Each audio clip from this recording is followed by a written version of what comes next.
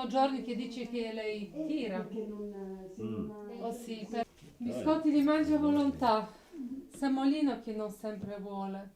Freddo 16, alla fine del suo mese 917, non so, io cosa sono mangiata. A me 899 compleanni, 29 novembre. Emma ha sempre mangiato in controtendenza, nel senso ha sempre mangiato poca verdura, poca frutta. Quando l'ho conosciuta io mangiava 3 uova.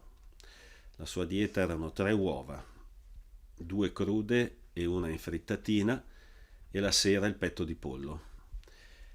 E un'altra delle caratteristiche in controtendenza, la non variabilità della dieta. Ha sempre mangiato le stesse cose, sempre, sempre, sempre gli stessi.